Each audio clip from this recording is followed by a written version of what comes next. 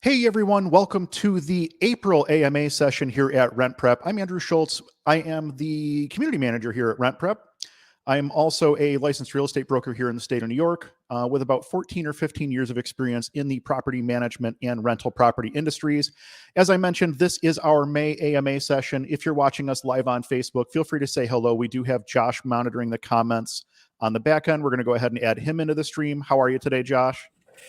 I am doing well. It is a beautiful day in Buffalo, New York. It is a beautiful day in Buffalo, New York. It's actually, the weather here is finally seeming to have broken. We were dealing with some pretty nasty, winter did not want to end here this year.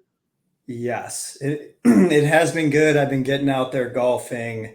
I actually went to the PGA Championship this weekend. Just so happened in Rochester. Just so happened that it was the day that it rained 7.5 hours out of the 8 that the tournament was going on, but a little bit wet, but it was a cool experience for anybody living in this area.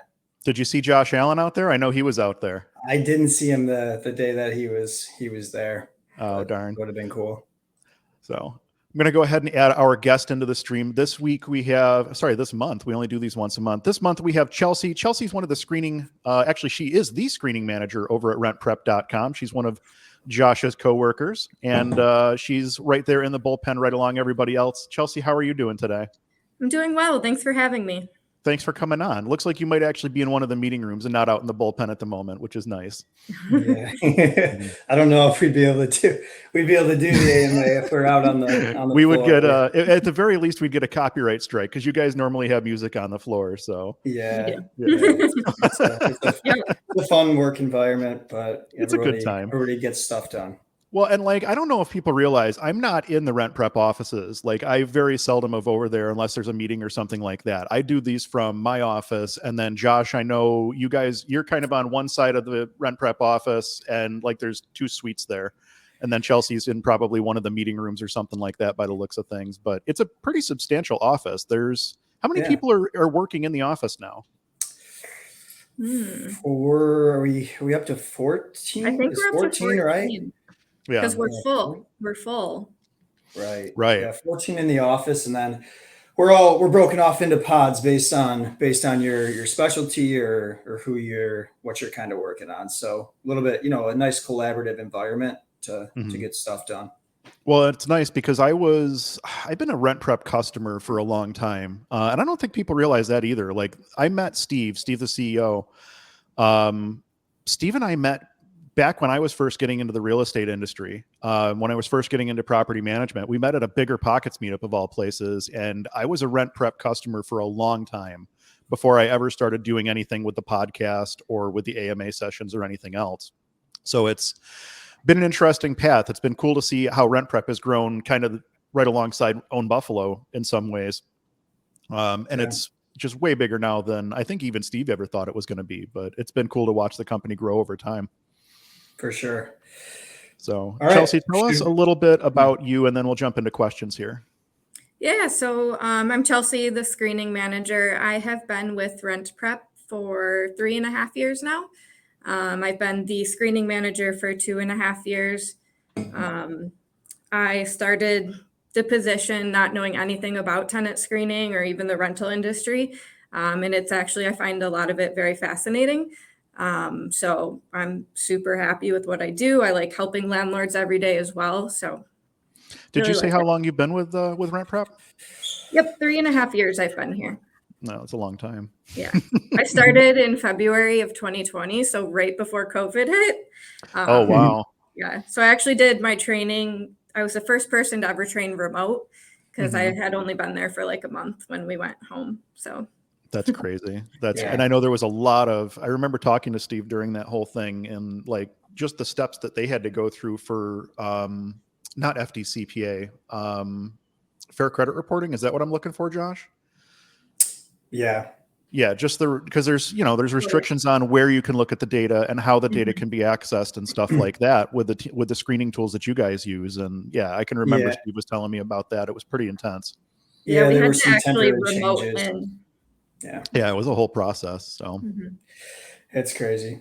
Yeah. And now actually Chelsea's moved over to my pod now. She's had the honor and the pleasure of sitting across from me now for about, I don't know, what is it? Probably 4 months, maybe 3 months she's been over there. Yeah. So Yeah, I think towards the beginning of the year. Nice. yeah. So it's good. But I'm excited. I saw the agenda for today's show. We've got Chelsea on to review a income report for us. We've got some really cool Facebook questions that I looked over that had come in, and then we're going to take obviously some live questions and some pre-submitted questions. So why don't we jump into it?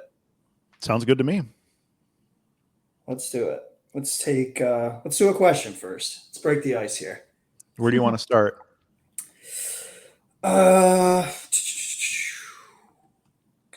Hold on. I got my handy dandy. You got your cheat sheet? Yes. I got too many tabs open. You know me. I understand. Well, do we have, where's the one? There's one relating to, why don't we Ted? do the question from Ted? Okay. Let me grab Ted. There we go. Okay. Question from Ted. Income verification. It seems a common practice is a minimum of 3.5 times the rent. Do you consider the gross or the net pay for this? Yeah, I can answer this one. So common practice is usually anywhere from 2.5 to 3.5 times the rent. For our income verification specifically, we use net pay because we are using applicants' banking information. So that would be their net pay. Gotcha. Yeah. And on our end, from like when we're actually verifying tenant data, running an application for screening purposes, we're looking for 3 times net as well. So kind of right in that same line. Most people seem to go somewhere between 2.5 and 3.5, like Chelsea had said there. And we're going with 3 times net based on the fact that net income is the only thing they have access to at the end of the day. So if you have a bunch of, alimony payments, child support payments, back taxes, something like that, even retirement and health insurance and stuff like that, that's money that the applicant doesn't have access to for the purposes of paying their rent. So we always go by net income for that exact reason. Has there ever been any special circumstances that you've gone by a different multiplier, or has it always been just stick to your guns, stick with 3.5? Like normally that's just a good safe bet. So we're using 3. Great. Let me think here. I'm trying to remember what our old criteria was, because we actually have changed criteria a few times. I think that we may have used to allow for 2.5 times net, but you would have to pay like a first, last, and security. And since New York State no longer allows for first, last, and security, I think that's when we went to 3 times total, and that's where we're at currently. And actually, since we're talking about income verification, I'll mention that we actually just changed on our income verification for us at Own Buffalo. We used to look for 3 times net, and that was just part of the points total because we use a points matrix when we're approving or denying applications. We've actually changed that now. So the income is a requirement at 3x, and then everything else is point based after that. So that's just a little change that we made internally here within the last couple of weeks. We'll see how it pans out. But yeah, I'm looking forward to seeing how that works out for us. Yeah, I'm definitely curious about that. Mm-hmm. Okay, cool. So since we're talking income verification, why don't we, Chelsea? I know that we have a sample RentPrep income report. Why don't we take a few minutes for our viewers and run through that and review it? Okay. Give me 1 second. Let me get that pulled up on screen here. I should be able to pull just the tab. There we go. Perfect. And then Chelsea, I can move up and down the screen. Just let me know what you need. Okay. Yeah, so this is a sample report of our income verification report. This is actually probably my favorite product that we offer, just being that it is accurate with the capabilities of technology nowadays. There's a major concern for fraud or someone giving fake pay stubs or bank statements. So this is a foolproof way to accurately assess your tenant's income with that security of knowing that it's legitimate. Let's see. So at the top here, it kind of gives you a breakdown. It does give you that net income to rent multiplier. It will tell you what your applicant is actually at compared to the rent, and whether or not they meet that 2.5 threshold or not. So to the right there, you can see that they have the monthly rent, which is what, as a landlord, you would enter in. And then it takes the recurring monthly income from the report and it totals it up there at the bottom so you can see that. How this actually works is the applicant actually connects their online banking account and then goes through steps, and data is actually pulled directly from the bank account, and it's actually deposit data. So you can see that net income that is coming in there. And then this is the net income summary. So it just gives you a breakdown of how much money's coming in over the past 12 and 3 months. And then it breaks it down by recurring versus non-recurring. Recurring is going to be like direct deposit, anything that comes in on a scheduled basis. So it will give you the total breakdown there. And then non-recurring are just those random ones, whether it's they got a bonus or something like that, or tax even refund, something like that. Yeah. Even cash deposits, anything like that. So it will break it down for you so you can see. And then account balance. Can I ask a question on the net income summary? So if you're looking to figure out what their monthly income is on a monthly basis, what number should we be looking at on this? Typically, we recommend going by the recurring just because that's coming in on a scheduled basis. Non-recurring could be at random. So if you want a more consistent answer using the recurring, typically the 3 months, since that's the most recent data for you. What if my applicant's non-recurring is significantly higher than my applicant's recurring? Does that raise any red flags? Like if it still hits my ratio, but still it doesn't look as stable because I'm not seeing it in the recurring section. Is there anything to be worried about there? Yeah, so not necessarily red flags. That would more so just be a notification of like maybe they're self-employed. So their money is coming in, not at a scheduled basis. They don't give themselves direct deposit or anything. So you can kind of, match those kinds of things up. If the applicant says they're self-employed, if more money is in non-recurring, that would make sense then. Gotcha. Okay. Yeah, that could also be something like if they recently sold a property and made a deposit of the proceeds from the sale, would that show up under non-recurring? Yeah. Yep. So any of just those one-time payments, exactly. Okay. Very cool. And then the account balances summary. So these are the actual accounts that the applicant is going to connect. So for example, this applicant connected a checking account and then also a savings account. And it gives you the breakdown of what they currently have in their bank account, what's available, the average, and then the type. And then it's really neat. It shows you the account holder name. So you can actually see, does that match my applicant's name? Because that is being pulled right from the bank information. The applicant doesn't enter that or anything. That's from the bank directly. That's interesting. I didn't know that it did that. Yeah. Yeah, it's pretty neat. And then just the institution is the banking. So you can see, is it Citizens Bank or Bank of America? It'll just show that in the institution. So when it's talking about average on the account balances, is that on a 3-month or a 12-month? This one is on the 12 months. So this is the total time that we're seeing here. Gotcha. Okay. Yep. Which is kind of scary, the negative 20. I was just looking at that. Yeah. I mean, I know it's a generated report, so it's something that we can, but that's, I wouldn't want to see that if I was doing a tenant screening. Yes. I feel like we can't just gloss over it. Super helpful, but that's a little scary. Yeah, incredibly useful. Well, and actually we have a question. Let me see if I can pull this question up here. Let's see. Is there a way to consider assets when someone has a lower income? This is a question that we were going to jump into later. But actually, Josh had kind of touched on, is there, when somebody has income that's comes in at a weird way, it's either a non-recurring or something from a sale or a lawsuit or a tax refund or whatever. one of the ways that we verify income for someone that doesn't have a traditional employment situation is we look for 12 months of rent on average in their bank account for a period of 12 months. And if this is a 12-month average and they have, a bunch of money sitting in their bank account, that would actually show up on this report. So you don't have to do the manual verification of looking at 12 months of credit, or 12 months of bank statements to try to put that together. You have it right here on this format already, which is kind of handy. Mm-hmm. Yeah, absolutely. Yeah, and I think there was also another question that I think we may be able to just knock out while we're here.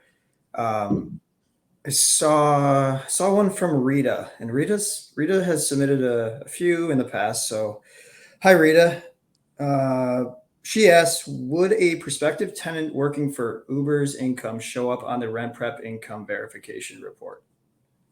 Yeah, so as long as the applicant is receiving direct deposit from Uber into their bank account, it will show up since it is going to pull any of that deposit information.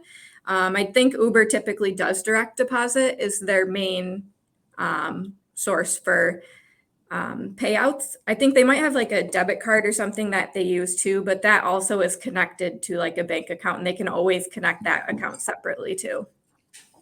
It's worth noting, though, if you're doing screening on anybody who has any of the gig economy stuff, whether it be Uber, Lyft, Uber Eats, DoorDash, Instacart, any of those, that's always going to be a gross income number. There's no deductions on that because anybody who's doing the gig apps is considered an independent contractor. So, Right. Trying to verify that income, more often than not, you're not going to find the Uber drivers having profit and loss statements showing what their expenses are, showing depreciation on their vehicle and things of that nature. So it can be a little bit difficult to truly verify what the income is on that, like the net income is on that. So that's just something to keep in mind, is that if you're doing a report like this and it does pull something from a gig economy, that's going to be gross income versus a regular pay stub, which is going to be net income, because that's the money that's physically hitting the bank account. And I think I'm right by saying that, but Chelsea, can you confirm? No, I'm pretty positive that you're correct in that. Then it would just come at the end of your tax time where they would pay that back. So. Mm-hmm. Cool. All right. And then net income sources. This is basically a breakdown of where the money's coming from. So recurring, so that would be any type of payroll is the most common that we see here. So they have a recurring from payroll. It tells you how much in total has been deposited from this source. And when it says the total, it's telling you the total by how much data was pulled. You can see up to a year's worth of data on these reports. Some banks will only provide like 9 months or something like that, which it will tell you at the top of the report, like what the dates are. Date range. So this is, So this is a year, but some banking, a lot of time like credit unions will limit the amount that they show. So they might only show 9 months instead of 12. So that MNT total, does that too. Yeah. Sorry. You're good. That's only going to be the total for the amount on the report. And then monthly by source would just be how much they're getting in every month from that source. So we can see this person is getting $3,956.04 a month from their payroll. So that's helpful when comparing to the rent as well. And then basically the start and end date for the deposits. Again, it is just considering the time that's on the report. The start date is not the actual like hire date of the employee or anything. That's just the first deposit on this report. And then the institution, again, is just the bank. And then same thing for non-reoccurring. It just lists out all of those different sources of where they're coming from. It's common on, not sample reports that you see multiple non-recurring listed, just because there's usually quite a few of them and they come in just singly. I had a quick question on the net income sources. This monthly by source for recurring, is that an average? Say we have an 8-month report. Is that an average over that entire 8-month period? Basically, for as good as you have to match your averages to the dates on the report is basically what I'm driving at there. Yep, Okay, exactly. I just wanted to make sure we were on the same page, because that's also going to impact you up here talking about your account balances summary. Again, that average is not necessarily a 12-month average. It's an average based on however many months of data are in the report. Yes. So you just got to double check that. Yep. Okay, cool. Cool. It looks like a Facebook Live question came in. So give me 1 second here as I toggle back. Jennifer asks, whatever percentage of net pay you use, 2.5 to 3.5, if one adult on the lease qualifies, do you allow the group to move in, or do you require that all adults on the lease meet the minimum 2.5 to 3.5 requirement? I think I'll take that one. Yeah. We basically look at 3 times net combined across all applicants. So if we have 2 applicants, we consider the income combined for both. If only one person in the household is working, we're working off of that person's income. We don't require each person to have 2.5 or 3, simply because in a lot of instances that's not feasible. For instance, if you have a household where one person goes to work, the other person is a stay-at-home parent or something like that, you're never going to be able to approve that application because that other parent is never going to have 2.5 times income. They don't have a job. Right. So we look for a total of 3 times net across all of the applicants, and we combine the income for all applicants. Yeah, that makes sense. Mm-hmm. Cool. And then go ahead. Just the last section on here, it's just each individual deposit you can see. It lays it out for you so you can see, on 11/1/2022, there was $4,000 deposited from the closing docs payroll. So these are just each individual one that you can go through, just a very detailed view. And that's the report. Well, cool. Thank you for that. Yeah, of course. Yeah, those reports are incredibly useful. The nice thing is the income reports can be tied in with your credit and background check reports as well. It basically just boils down to what type of information you're looking to get as the property owner, and then making sure that I would recommend talking to somebody at RentPrep or going over to the RentPrep website prior to even listing your apartment for rent, so you know what your process is going to be, and just making sure that you understand what you're going to get with whatever package it is that you order. So. Mm-hmm. But yeah, that's a really good breakdown of those income verification reports. And where does that information come from ultimately? I mean, I know it comes from the bank, but is there a back end service that handles this, or how does this work? Yeah, so we use a third-party partner called PayScore. So everything that the applicant receives is from PayScore directly. We just have a good partnership with them. And that used to be the closing docs, yes. I think, right? So a lot of people are familiar with the closing docs. As long as it's not, is it the workplace number or the workforce number? Whatever that system is called, work number, they're a train wreck. I used to, prior to getting into real estate, I worked at Best Buy, and we had to go through work number for a lot of our HR stuff, and it was always a nightmare. And trying to get any sort of a work verification, employment verification through them, they charge you $50. It's a nightmare. It's They give you very little information. Yeah, exactly. I feel really bad for anybody whose company uses them for HR purposes, but that's another topic for another day. All right. Should we move on to the other questions? Sure. All right. All right. Why don't we do this question from Kathy? In our rental agreement, the tenant is responsible for mowing the lawn. He'll be moving out soon, and 2 days ago asked us to get a mowing service to take care of the lawn. We agreed to do so. Is it appropriate for us to deduct the cost of the 2 or 3 times that mowing service will mow before he moves from his security deposit once he has moved out? We are in Boundary County, Idaho. I would probably, so I'll back up. Yes, you can charge this against his security deposit if he leaves the lawn uncut when he moves out, because he's responsible for the lawn care of the property. Right. If he wants a lawn service during the last little bit of time that he's living in the property, my recommendation would be charge him on the front end for that, whatever the cost of the service is going to be, rather than trying to charge it against the security deposit at move out, because the security deposit should be used for damages, not for recurring services. So if you walk in there and find that refrigerator in the unit is destroyed. Well, that's going to eat a pretty substantial portion of the down payment, or excuse me, the security deposit. I'm going to assume you might not have money left to cover the lawn care service after you look at all the damages inside the unit. So whenever there's a recurring service like that, and we have a couple of these that we handle the lawn care service for a couple of our single family tenants because they just don't want to be bothered with it. But they pay that with their monthly rent. So they know what the cost of that is. They pay that with their monthly rent on the front end, so that we don't have to worry about chasing them for money at the time of move out or something like that. Yeah, that makes sense. That said, though, if the tenant leaves the yard looking like garbage when they move out, absolutely you can charge them for the lawn cut or whatever needs to be done to get the lawn ready if that was part of their responsibility and it was in their lease. Right. Cool. All right, on to the next one. Question from John.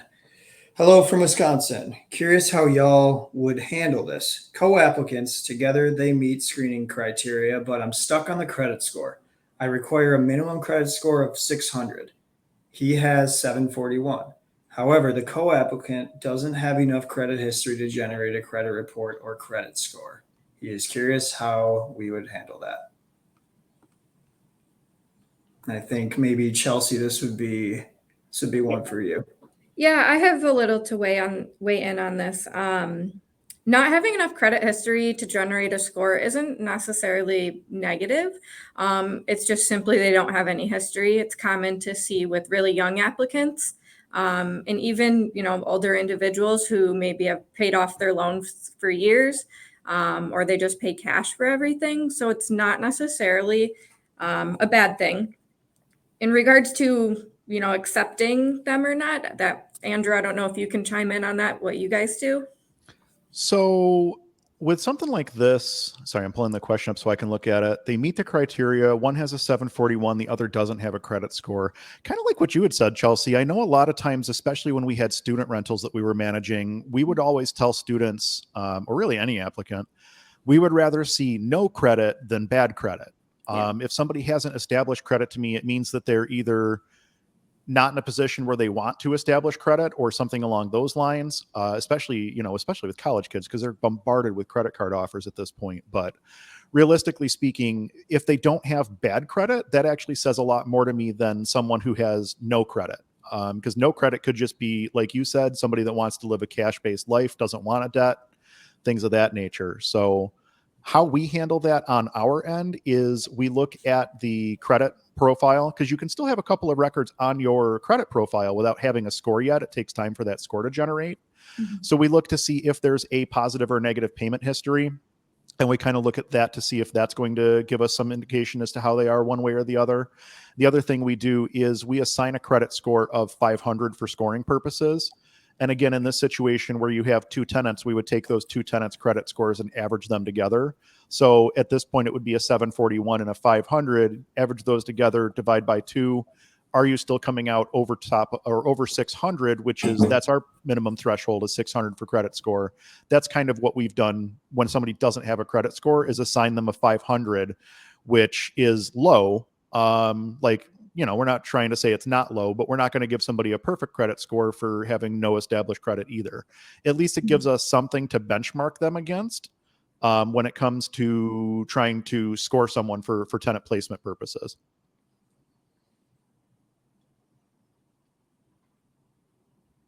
Josh, you're muted.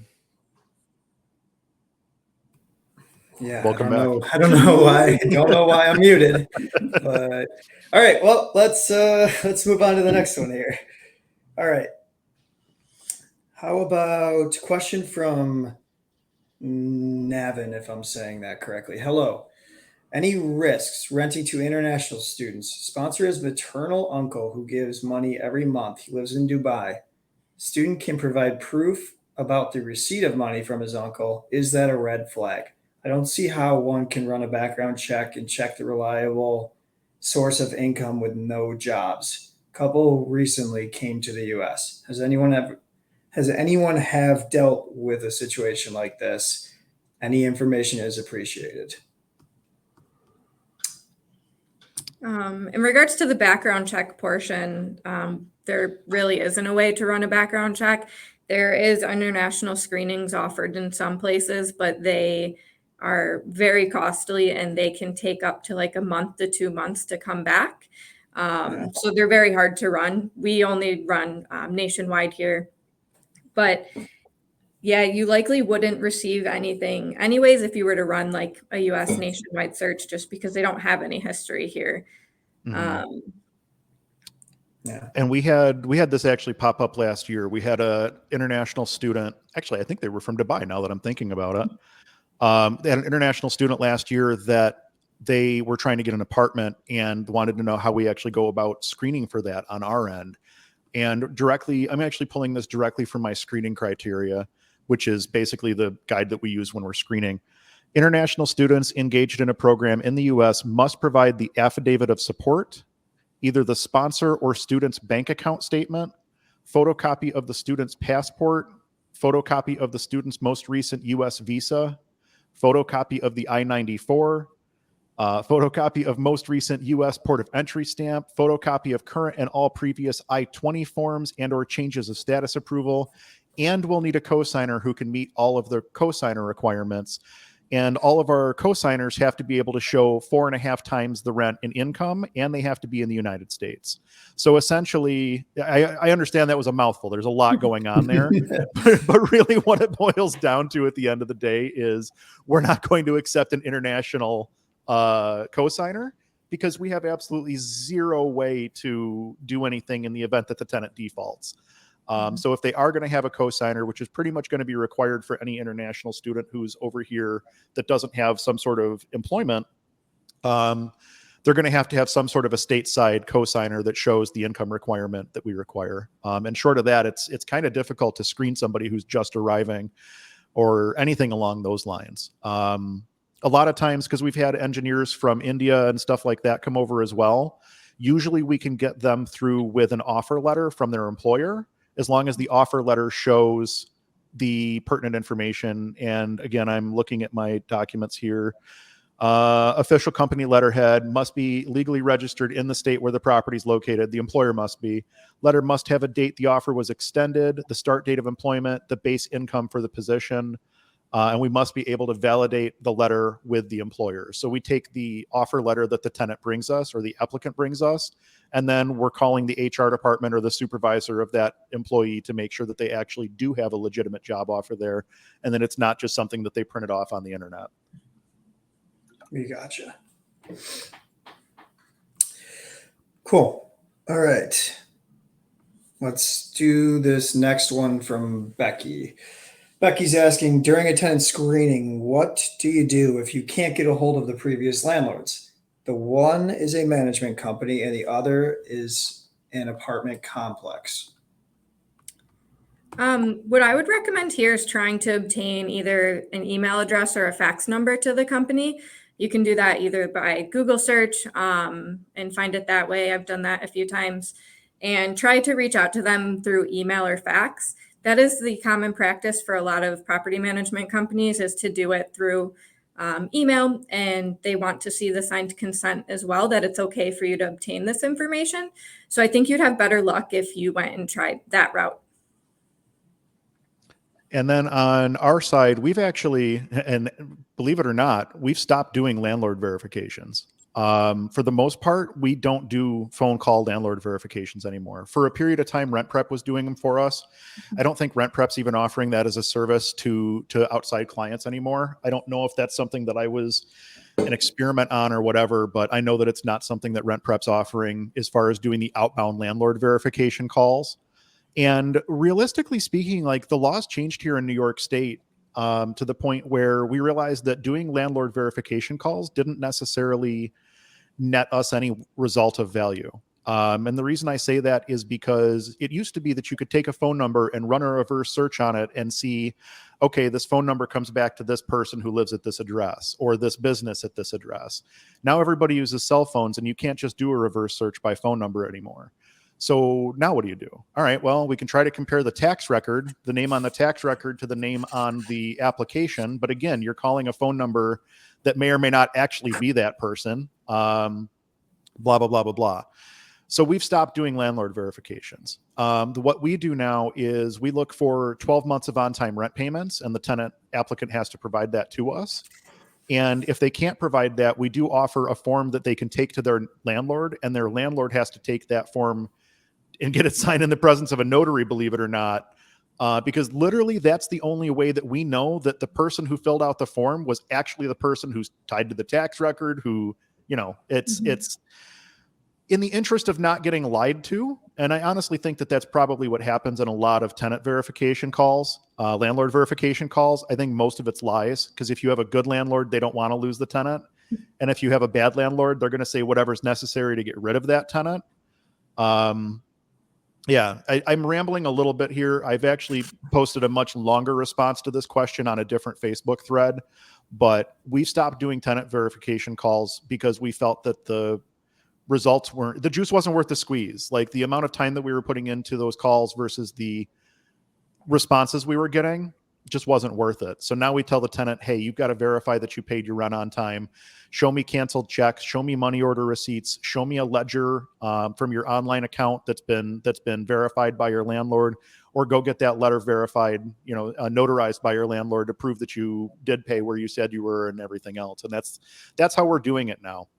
That said, I will mention that you can absolutely qualify for an apartment through Own Buffalo without having a landlord verification. Our criteria is set up in such a way that, if you're living at home, you're going to be your first apartment or something, you can still qualify. You are selling a house, don't have a landlord history, you can still qualify. So there is a path to getting through. But for most people, it's boils down to, you need to prove that you've made your rent payments on time. And especially after COVID, we're taking that really, really seriously. Mm-hmm. Got it. Oh, I was muted again. I don't know why. I don't know how that keeps happening. But all right, let's move on to the next one here. All right, this is a long one. We got question from Kimberly regarding source of income and rental subsidy when it's not Section 8. Can anything be called a rental subsidy? ? Can I ask for proof that the rental subsidy has a history of being paid in an amount close to what is needed to pay the current rent?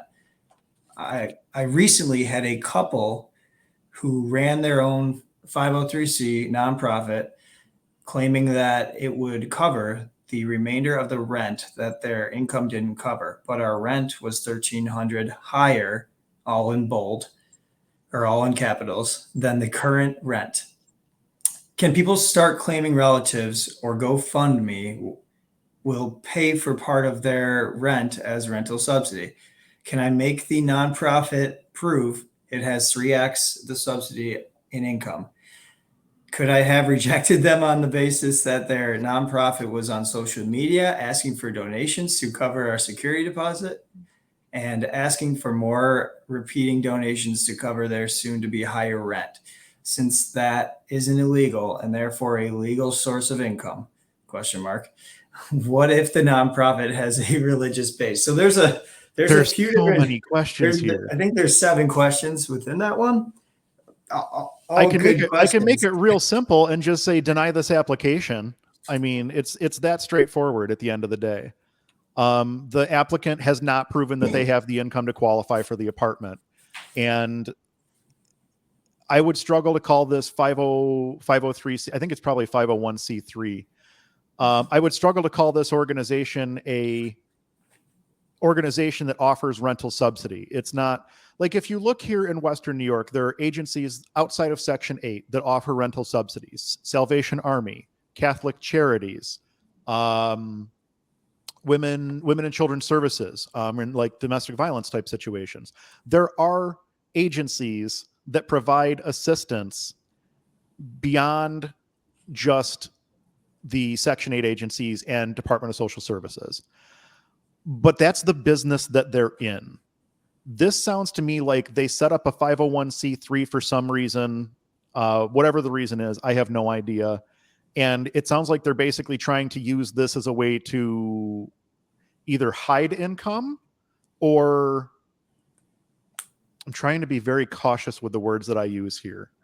Um, I'm not going to go too deep into this, but something stinks. And when you're dealing with like this 501c3 or whatever the situation is, generally speaking, if it's an agency that's providing long-term housing support, there's going to be paperwork that would go along with that. They're going to want the landlord to do a W-9. They're going to want the landlord to sign some sort of an agreement that this company is going to pay this amount on a monthly basis for these tenants. And realistically speaking, the agency should be engaged in long-term support. I've seen situations where perhaps a church or something like that will help subsidize someone's rent. Generally speaking, that's short term, for a month or two, or helping with a security deposit or something like that. I don't know of a lot of organizations that are not full-time in the business of providing housing assistance that are offering a situation kind of like what we're talking about here. This just feels to me from top to bottom like there's some sort of a scam going on behind the scenes. Yeah. I would deny this application simply because the applicant can't prove that they have sufficient income. Let me look at this again. People start claiming relatives or GoFundMe will pay part of their rent as a rental subsidy. No, because that's not verifiable income. It's a lawful source of income. Getting money from someone else is a lawful source of income, but not if it's not consistent. I would just deny the application and move on, to be honest with you. I feel like this is one of those situations where someone's just trying to find you. Yeah. I would say be cautious. I would tell Kimberly to follow every single rule when it comes to issuing out your adverse action letters and stuff like that, because this just feels like one of those type of situations where someone is trying to take advantage. Right. And I might be completely wrong. Wouldn't be the first time, but this reads to me like the start of a bad eviction case. Yeah, no, for sure. All right, on to the next one. We have a question from Kelly here. This is another longer one. So bear with me as I read through. Talk to me about credit scores for tenant screening. I have my first unit up for rent, C-class neighborhood.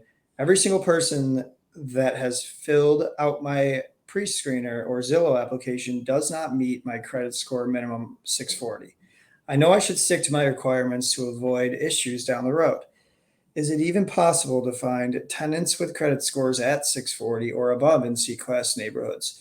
Are they unicorns, or should I have a lower credit score requirement? Would love to hear your thoughts and opinions.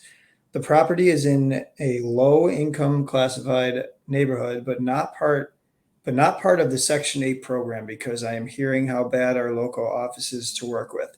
Otherwise, I'd absolutely consider accepting a voucher. For this one, so obviously credit scores are important to look at and everything, but what I would recommend here is looking at the report a little bit deeper and trying to understand, why their score is the way it is. There's a lot of factors that are taken in when configuring a credit score. It could be things just, how long of a credit history they have. If they only have a couple years of history, that could negatively impact their score, but they could have, a perfect payment history for those 3 years. So I'd look a little deeper at their report and see what's their payment history like. Have they had any late payments? Do they have anything in collections? Just trying to get a deeper understanding of that individual beyond just that number. I actually sat in a lunch and learn session a couple weeks ago, and the guy was talking about how credit works and things of that nature. And he mentioned that there are 27 different criteria that can impact your credit score. Mm-hmm. And payment history is one of 27 criteria. So credit score can be impacted by so many different things, and none of us know what the secret sauce is. Fair Isaac keeps that pretty close to the chest. Mm-hmm. The one thing I will say, though, is a good way to look at where you should have your criteria set is to look at other buildings in your area. So, for instance, if you go look at the descriptions on apartments that are in the same neighborhood as yours and you see that they have a credit score requirement of 600, which is what we use for most of our buildings, you may find that you do need to make adjustments to your criteria based on what you're going to find in the area. That said, if 640 is the lowest that you possibly want to go, then you may just have a situation where you have to wait for the right person to come along, and that might wind up taking longer than you would hope. The one thing that I always tell my clients when we're doing tenant placement is two things I always tell them is that tenant screening is a snapshot in time. There's nothing that says that we don't approve this tenant and they move in June 1st and June 2nd they lose their job. So tenant screening is a snapshot in time. And the other thing that I mentioned to them is that when you are screening tenants, I would rather let your apartment sit vacant for an extra 30 days than put in a tenant that doesn't meet our criteria, because our criteria meet fair housing guidelines and our criteria lead to a low eviction rate. So yes, it might suck to eat that extra month of vacancy, but I understand that the cost of a vacancy is a lot less than the cost of lost rents plus court costs plus service of notice plus set out plus turnover costs, blah, blah, blah, blah, blah, blah, blah, blah, blah. I would much rather let it sit for an extra 30 days than have to go than rush and put a bad tenant in, because ultimately I'm the one eating that. I don't want to put a bad tenant in because at the end of the day, I would rather not cause you more pain simply because we had to rush a process. So that's what I always tell my clients is know your criteria. Once you've got your criteria, stick with them and just wait for that right person to come along, because eventually they will. And actually, I guess it's also worth mentioning, if you have a building in a Class C neighborhood, maybe your rent's a little bit higher, maybe your credit score requirement's a little bit higher than others in the same neighborhood, your unit has to justify that extra cost. So if you have the grossest unit on the block, but you want more than everybody else, it's never going to rent. Yeah. Good. All right, on to the next one here. Question from Max. Lease with husband and wife expired a year ago. After that, they both signed an extension for a month-to-month, and during the past year, they separated. Now only one adult is in the house. Can I just have the one person sign the extension to continue month-to-month with the increased rent? Question mark. I would not do it that way. I would actually... Would you have to redo that agreement? I would do a fresh lease anyway, to be honest with you. And typically we do fresh leases on a yearly basis anyway, because we actually have our lease reviewed and updated by an attorney on a yearly basis. So generally speaking, there's language changes. So we want a fresh lease on every lease renewal anyway. That said, in this particular instance, you have a situation where there was a husband and a wife. There were potentially two incomes coming into that household. You may want to rescreen this application to make sure that the person who is still remaining in the home has sufficient income to cover the costs. If they broke up and split apart, 2 months into the lease renewal, and you've not had a single later missed payment or anything like that between then and now, maybe you can skip the rescreen. But realistically speaking, in a situation like this, you're almost dealing with a brand new tenancy. So what I would probably do would be, if one of the parties has moved out, you should probably try to get a signature from that party that they're no longer living there. And really what I would like to do is get a new lease with just the people who are living in the unit on that lease, so it's crystal clear as to who's living there and who's not. Yeah, so I came across a question that was almost similar to this when I was looking through the Facebook group today, and it was very similar setup. I believe it was still a month-to-month, but it was a woman that had been living in the property or maybe it was a year lease. The woman had been living in the property, but her son was going to move into the property with her, and they were asking, should they do an addendum to the current lease that was in play, or should they do a completely new lease? And it looked like the son, there wasn't an age on there, but it did seem like the son was either in their 20s or 30s. Mm-hmm. So yeah, they were asking does it make sense to do an addendum? Should I do a completely new lease? Like, I guess you would kind of take into consideration some of those factors as well with the income, but I guess maybe if you don't know the age of the son, it might be, are they younger? I'm not. Yeah, really sure. I mean, if they're under 18, they can't sign the lease legally anyway, so they would just be considered an additional occupant. But if they're over the age of 18, at that point, I would say they should probably have a credit and background check run and be run through a screening process, just the same as anybody else. Yeah, and then you think it would matter? Does it matter to do an addendum to that lease, or just do you might as well just do a completely new one at that point, right? Is it the end of a lease term, or what are they doing? I think it was towards, again, I glossed over it. I think it was coming up on the end there may have been a couple more months left in the lease term. I'd probably just do a new lease at that point. Yeah. Kind of the same thing we do. Like if we have somebody that's subleasing an apartment out, which doesn't happen super frequently, but every once in a while, if there's less than 6 months in the lease term remaining, more often than not, we want the person who's going to be subleasing to let's just sign a new 12-month lease. We'll let the other person go. You can take over, effective whatever date. And then that other person is kind of off the hook. They can move on with their life. And we just have one tenant that we're dealing with instead of the tenant and then the subtenant.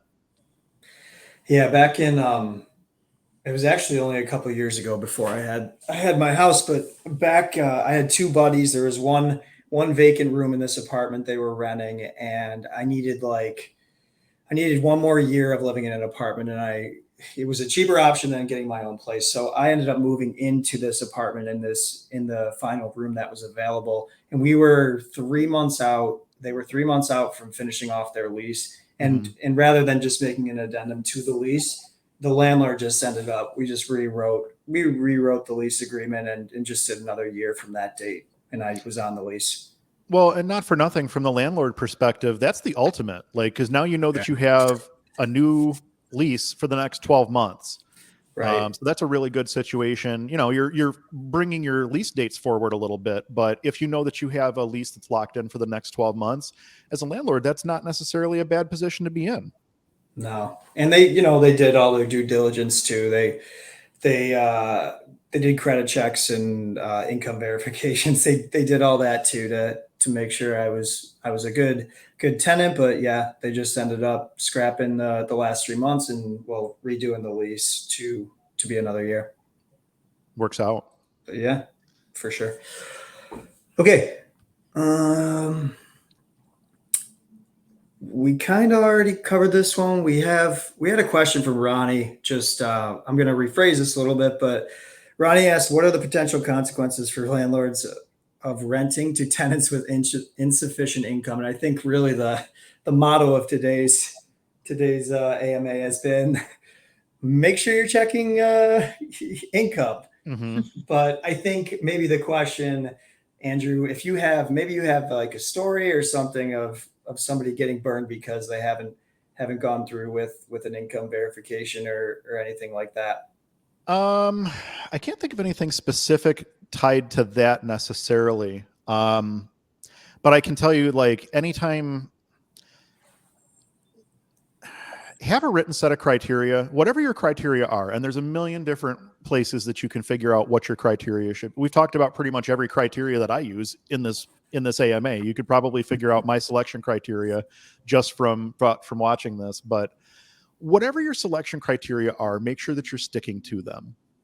And when you have something, I talked about income, for instance. Income used to be either a 2 points or a 0 points on our scoring rubric, if you will. And we realized that income can't be part of the equation. Income needs to be either you meet this requirement or you don't meet this requirement, because it's so critical, especially with rents going up, that the income piece is in play. Because without the income piece, none of the rest of it really matters. If somebody doesn't have enough money on a monthly basis to pay the rent, they're never going to be able to afford that apartment.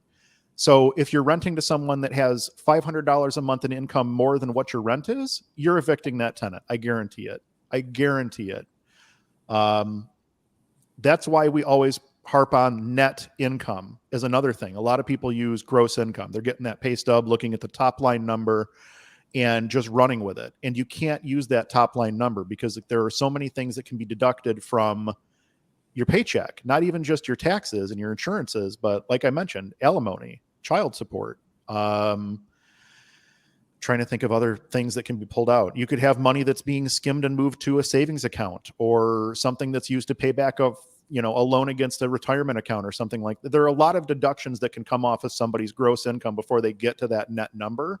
And if you're not working from the net number, you're not working with a true equation. You really don't know how much that tenant has to work with, that applicant has to work with, which can cost you thousands in evictions. So I guess as far as potential consequences, I would say the potential consequences, you don't get paid, which obviously nobody wants.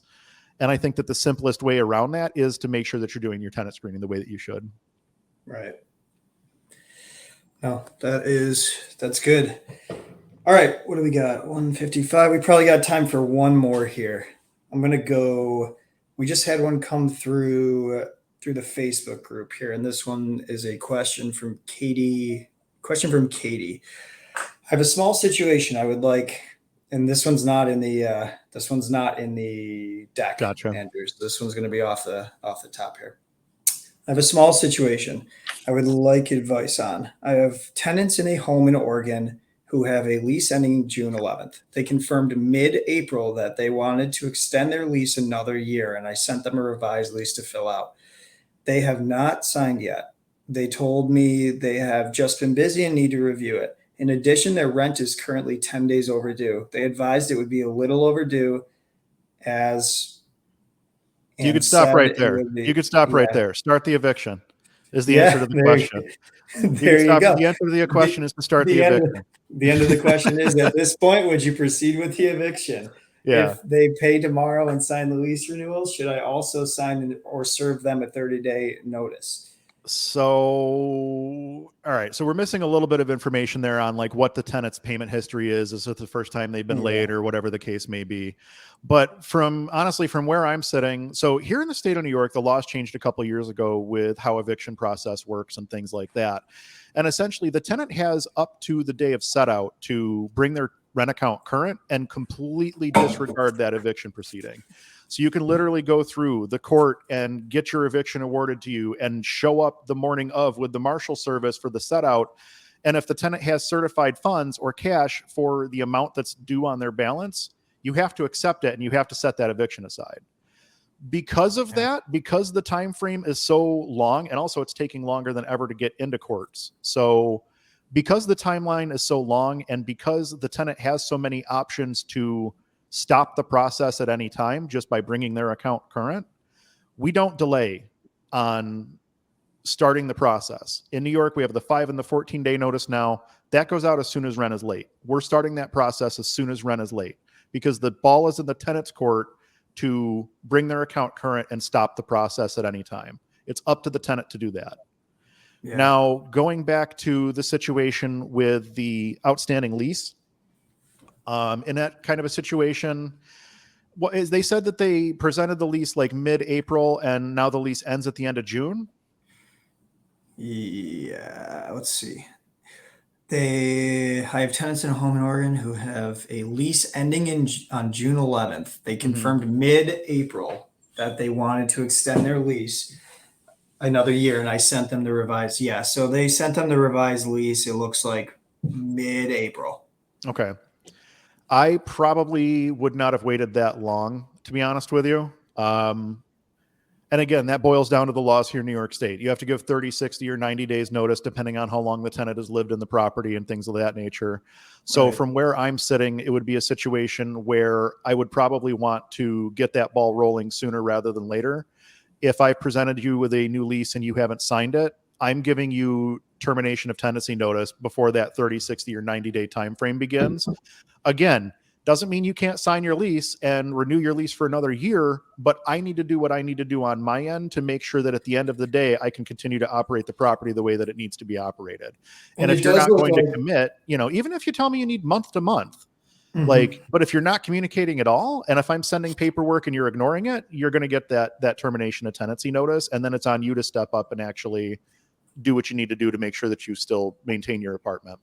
Yeah, so it does look like Katie, she stated in here, I'm going to talk with them and an attorney tomorrow. This is the first time they have been late to pay rent, but it does make me nervous about the lease renewal. So yeah. I mean, one late rent payment is not enough to stop us from renewing a lease. I think our criteria is now more than 2. So if you've had more than 2 late rent payments in a 12-month period, at that point, I think you become eligible for non-renewal. But one late rent payment, we can, even in hang on a second, let me pull my selection criteria up here while we're chatting. Let's see. And even on my scoring criteria, 1 or 2 late rent or mortgage payments within a 12-month period. So yeah, we do offer a little bit of a break that way. So if somebody does have a couple of late rent payments, it's not going to, I understand that everybody has things that pop up. It's happened to all of us. Sometimes you literally just forget to throw a check in the mail or something like that. 1 or 2 times in a 12-month period, okay. If it's more than that, now we have kind of a, theme, if you will. Repeatable pattern, yeah. A pattern, yeah. There we go. Yeah. Pattern was the word I was looking for. Pattern. I got you. No, that makes sense. But that's good, where we would be at on that. Cool. Well, it looks like we are at 2 p.m. Eastern. Perfect. Okay. All right. Well, we'll go ahead and wrap things up here today. Josh and Chelsea, thank you so much for joining me. I really appreciate it. These AMA sessions are always so much easier when we have good people on to join me. And honestly, Chelsea, the review that you did on the income verification report was fantastic. There's a lot of data there. It's a nice report to be able to pull. And that is one of the services that RentPrep does offer as part of their tenant and screening packages. All of that information is available over at rentprep.com. Either of you guys have anything that you want to pop in, last notes here? No, thank you so much for having me on, though. Thank you for joining me. I would say good job, Andrew, for getting it posted right to Facebook, Facebook Live. So we aren't 20 minutes. We aren't 20 minutes into the show, and we realized we didn't have it going on Facebook. I felt so bad about that last month. Yeah, but no, we're good. This month I made sure that Facebook was going, and it showed live before we even started doing the broadcast. So we're in good shape that way. And I think we'll do more of this kind of structure. I think last month we had Katie on, who's our senior screener, to review a TransUnion full credit report. And then obviously we've got the income report Chelsea just reviewed. So I think, these guys are the experts, and this is, I think this is valuable content. So hopefully next month or the month after, we'll get another RentPrep screening team member on to review some more information or a tool. Absolutely. And actually, I'm going to pull up the YouTube page real quick, because I feel like we should pimp some of our recent YouTube videos in case everybody's not aware. Give me 1 second. I'm just going to do a quick share screen here, and we'll do the RentPrep YouTube page. And I'm going to go ahead and close that. So actually, we had a video, the ChatGPT video. I'm really, really happy with this one. If you guys haven't had a chance to check this video out yet, let's get a little bit different. That was a terrible, terrible pause. That starting face you had. Yeah. If you guys haven't had a chance to watch this video on ChatGPT yet, it's so interesting what AI can do in the landlording and property management space. I run through a listing description for a vacant apartment. I run through a handyman help wanted ad. I run through a driving for dollars letter. And then I think I had a noise complaint letter or something like that we did. It's amazing what AI can do in the real estate space. There are a lot of people in the property management space that are talking about AI and what it can do and how it's going to change the industry. That video was literally a very, very surface scratch into what ChatGPT can do. But if you guys haven't had a chance to check that out over at rentprep.com. Nope, youtube.com/rentprep. Yes, youtube.com/rentprep. And there's a ton of video content over there. We're dropping a new video once every other week, I think. Yes. Yeah, we are. And then, don't forget too, we've got the landlord form bundle. We've got that available on the RentPrep site, which has over, I think it's 62 forms that are common templates that landlords in any area can use. Now, none of them are state specific, but you can, in hand, you can use those forms with, ChatGPT, get them to customize what we already have built out. There's a million different things you can do, but check the videos out. The YouTube videos have been really interesting lately for RentPrep, and obviously head on over to our site for more information on anything regarding tenant screening or even just landlord information. Very cool. Thank you guys so much for joining me today. We'll see you guys again next month for our June AMA. I'm Andrew Schultz for Chelsea and Josh and everyone over at rentprep.com. Thank you all so much for joining us, and we'll talk to you all soon.